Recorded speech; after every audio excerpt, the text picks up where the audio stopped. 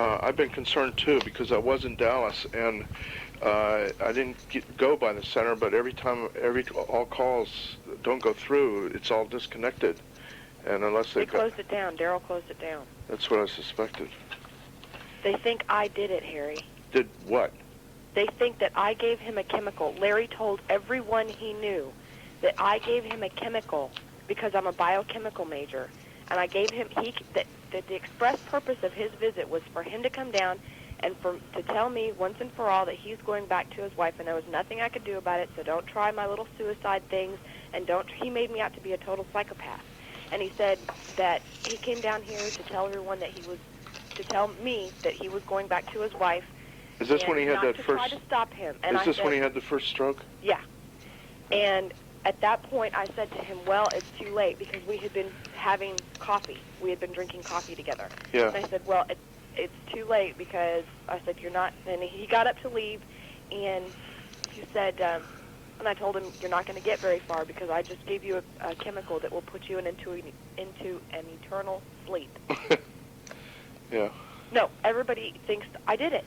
I have been. Daryl has heard that. Do you know she this was is going what, to have his car fingerprinted? Angela, is this what he told her and it got back to you that you said that you gave him something that would put him in an eternal sleep? Yes. He told Beverly Oliver, Gene Hill, the people out in West Texas. Yeah. He told Cindy, Martin Brazil's wife. He told everyone. Yeah. The only person that knows that didn't happen that way is Martin Brazil. Brazil? You mean Jack Brazil? No, Martin Brazil. The guy that came, one of Larry's best friends that came down and right after Larry had his stroke, he told me, he was still in the hospital, and he said, "Call Martin Brazil, I want him to come down here." Can you believe that son of a bitch did that? Mm-hmm. You were right about him all along. He was a womanizer. I was only one of 3 that he was handling at the time, besides his wife. And he was never separated. From Daryl? Right. Yeah, I know that. All right, we need to just kind of piece all this together because I think that there's more going to probably flow out of all this shit. I think that he was a federal agent or working for them. That's what he said I was. He told people that I was working with the FBI to do this. Did you make any of those statements to him about putting something in his coffee, or? No, absolutely not. Because he we had a beautiful dinner. Yeah. We had been drinking coffee, and at 3 o'clock, we called it quits. And he carried me up to the bedroom, and I got on a little black teddy and a black leather shoes, and did a. Did he carry you up the stairs? Upstairs? No, he kind of. I mean, were there stairs? We crawled up together. Oh, but there were stairs, you mean? Huh? Were there stairs? Yeah. Okay, I mean, because, all these things could lead to a heart attack. Didn't he drink a lot of coffee? Stroke. Yeah, he drank a lot of coffee. Yeah. But we had been upstairs in the bedroom for probably at least a good half hour, 45 minutes before it happened. Yeah. Well, when was the last time, I mean, when he died, it's been quite some time before you saw him, since you last saw him, right? Yes. How long before he died? I saw him very, very briefly on November 21st and 22nd. Okay, and when did he die? January 8th. Uh-huh. And everybody's asking, well, wouldn't you be suspicious, Angela? I mean, the body was not able to be viewed. He was buried within 48 hours. Now I'm hearing stories that the body was not even embalmed, and there was no toxicology studies done. Hmm. Oh, that is, yeah. I was kind of suspicious of the whole thing. I know you. With him. Call any one of his friends and ask him where the suspicions lie, and they will tell you about this incident. He told people that I tried to kill him. But when did you first hear that? Because you didn't know 2 days ago, on Monday. Uh-huh. Sunday. The reason I found out was because I called Gene Hill, because I have a whole bunch of evidence here. I've got a whole bunch of, copies of every single thing Larry had, most of his phone numbers. Yeah. And I called Gene Hill, and because I didn't know who else? Oh, and I tried to call the center, and I was going to tell Kelly, anything. I know you guys, I'm not very favored over there. You got to stay away from Kelly, man. She's death. She's the angel of death. Why? Huh? Why? Kelly, I'm just warning you. Beverly thinks that he was. People are speculating that he was hitting on her too. Oh, I have no doubt. He had many. I saw him go through many women in those years. But so I was going to call up there to see if they needed any of my stuff, and the center was closed. So I called Jean Hill because I thought, I've got to get in with someone. And I had already talked to Marina, and Marina doesn't say shit. I think she's one of these. I don't know. Marina. Her mind is mush right now. Well, yeah. So I called Jean Hill, and I was like, is everybody? What happened with the center? And she's like, well, Daryl closed it down, and blah blah blah. And she said, you do know that there were rumors that his death was suspicious. And I was like, how? Who said this? Jean Hill? Yeah. Okay. He died with his wife there. Yeah. And she said, yeah, but blah blah blah, and there was a chemical and whatever. And she said there wouldn't be anything. Not around his second death. The rumors are around his first. His second death. His first second stroke. The rumors are around his first stroke, and I was like, why? Okay, so you're not being. Then there's no connection with the heart attack, right? There was never a heart attack. Well, the stroke that killed him. Well, they say that because I induced the first stroke, a second stroke was likely to happen. It always is in stroke patients. No, it's not necessary at all. That's not true. It can happen, but it's not doesn't necessarily follow. And so a heart attack might be more logical, but Beverly was telling me the same story, and I said, Beverly, I invite anyone to do any kind of investigation because they're going to find everything, right there in the hospital report. That yes, I took him to the hospital and blah blah blah. And she was like, well, yeah, but hospital records, as we know, can be. Listen, Angela, I'm going to give you a bit of advice, all right? I tried to tell you all this before when you were here and afterwards, but you really have got to withdraw from those people. Jean Hill is, she's a dumbhead to begin with, and these people aren't going to do you any good. Beverly Oliver and all that, you really do not want to run to them and lean on them. It's not that I'm trying to divorce you from everybody there. You're better off with your family and your college friends and anybody that's not connected with this case, because these people are really lunatics, a lot of them. Yep. And you just Since I found all this out, I have had nothing to do with it. You just do not need. I know. Get what information you can from them, but just get the fuck out, because it's only going to lead to. My experience is that just every kind of trouble just flows out of connections with those slime. And their stories are all different. Some say that Larry said that he was that I gave him a chemical and he left and he was driving a car, and then someone tried to run him off the road, and the next thing he knew, he was in a hospital. He told someone else that he drove as he was having the stroke to the hospital and crawled in the emergency room doors. Another version was that I called 911 to cover it up to make it look like he just had a stroke just because. He said that God knows, I just couldn't believe it. I could not believe that the man would do that to me. And then he gave me a Christmas card. But now it explains why he was so bitter with me the last day in the hospital, because I had been gone for about 2.5 hours, and he probably concocted a story with Martin. Yeah, well, he does. From his character is he does shift blame for things over to other people. It's a common human trait.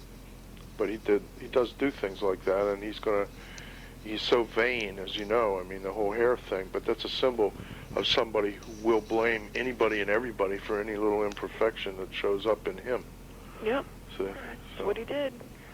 So you don't need that, No, I don't. Really, I wouldn't worry about this. Let them say what the fuck they're going to say. I'm sure there's nothing going to come out of it. And just wouldn't worry about it. I think the thing for you to do is to, be quiet and just have a good time and go somewhere else. That's what I'm doing. Let's stay the fuck away. You're not in Dallas, right? No. Just stay the hell away from there. Your parents, where do they live? In Dallas. Yeah. I don't know if I have your permanent home address or not, but, I would, go home and all that, but you really got to stay away from all that shit. Yeah, I want nothing more to do with it. I would like to get in touch with Robert Johnson. I don't know if I have a mailing home address for him. I don't either. Yeah. I tried. I just spent some time there, and I just tried really hard to reach him. I didn't want to go in there because I didn't want to talk to Kelly, you know. But I didn't know it was closed until Daryl closed it down. recently. Well, it's probably just as well. It's caused a lot of trouble in a way. From what I understand, he stole $20,000, and he tried to blame it on Tom. Did you know that? Tom who? The guy, Tom, that was working there, I think his name is Tom Bowden. I never heard of him. Well, you know Robert Cutler, right? Yeah. He was like one of Cutler's men. I mean, Cutler wanted him in there. He and he planted was him there. running the finances for the place, I believe. He was the manager. And for the longest time, Larry, the last couple of conversations that we had, he was like, yep, I caught Tom, and I'm going to blow his case because I caught him stealing money from the center. He stole $20,000. Well, now I find out that it was actually Larry that did it. Did you know Coke Buchanan at all? I mean, Yeah. because he recently called me. I forgot to write the date down here, but he called me recently, and it was. I thought it was just kind of odd why he was getting in touch with me. He just sort of wanted to say hello and sort of offer his services. I don't know if the place. It must have still been open. When did she close it? Do you know? No, it must have been within the past, like, Week. 2 weeks or something. That long? Yeah, because, yeah. As I talked to Robert in Dallas 3 weeks ago at the center. I hope And I he's all also, right. in case you do any looking into this, I also heard a story as to other people speculate, his friends speculate whether he shot his friend accidentally or not. Yeah. While you're at it, I would like to have whatever information there is on that. What I needed, I thought you were going to help me with this. I needed the date that the center opened, and then I need the date of that shooting, that homicide. Which one preceded which? I don't know. You know, did the center open up after he shot his friend?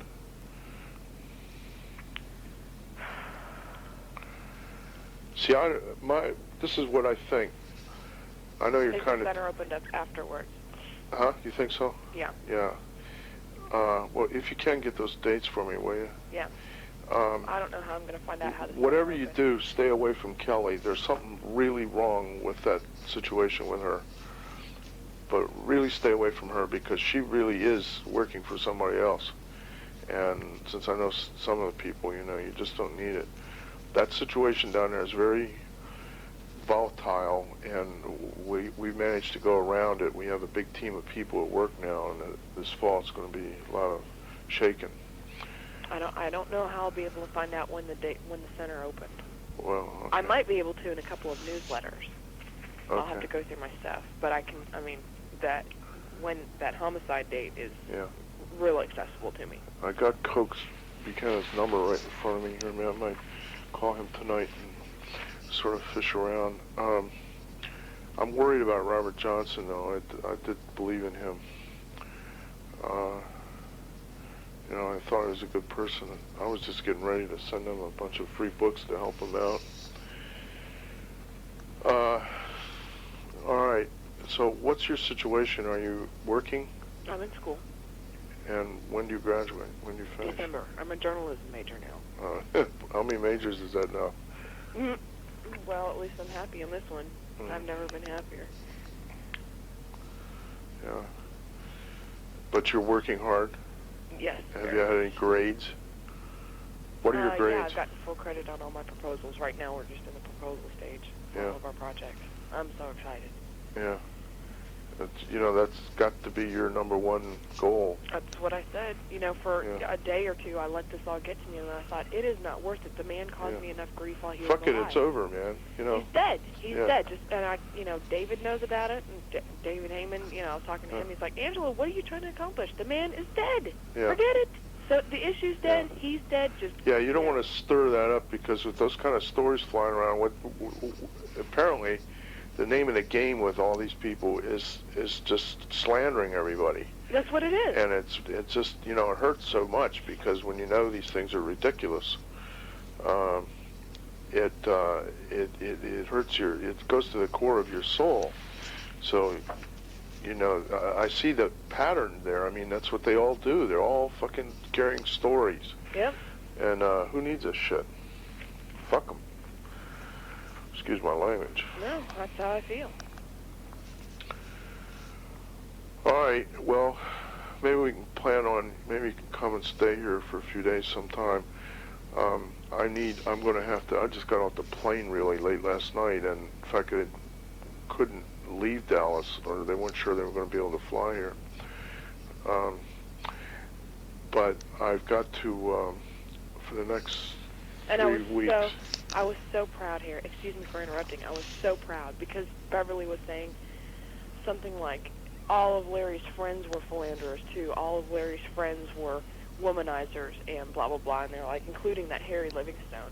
And I said, oh, no, he's not. And I was so happy that I could, you know, that I at least know that. You're happy with, you know, things that you know for a fact, and you don't have to hear from, you know, other people or third people. Beverly said that? It was either, Beverly or Gene Hill. I talked to so many people. See, I've never had any contact with Gene Hill. Man, you know, I've rubbed elbows with it. Huh? One of them said it, that they had heard, you know. They don't know. Sure, they're going to hear every story, but it all come from Larry. Because, Jesus, was he a liar? Yeah. Oh, my God. I mean, I flirt with every girl in sight, but that doesn't mean I'm... Yeah, but, you know, I was pretty loyal to Constance down there. And, well, if you get, you know, try to get it all out. You know, you can talk to me, but you have to really get it out of your gut and get past it. And I am. You have a tendency to hold on to things, and you have a tendency to make mountains out of molehills, and you have a tendency to get emotionally overwrought and distraught. And the thing is, you haven't learned the lesson yet. In fact, it's one of the hardest things for me to learn, is when to walk away, when to let something go. Oh, you know? There's a knock at my door. I'm late for a lunch date. All right, well... hang on a second. Anyway... I'll get those dates for you, and I'll probably give you a call later on this evening. Yeah, you better let me alone for a few days if you'll be all right, because I have got mountains of stuff here to do. Okay. But you'll be all right. Just forget about all this shit. I will. All right, and we'll talk in a week. Okay. Bye. Bye-bye. Message 1:38 p.m. February 10.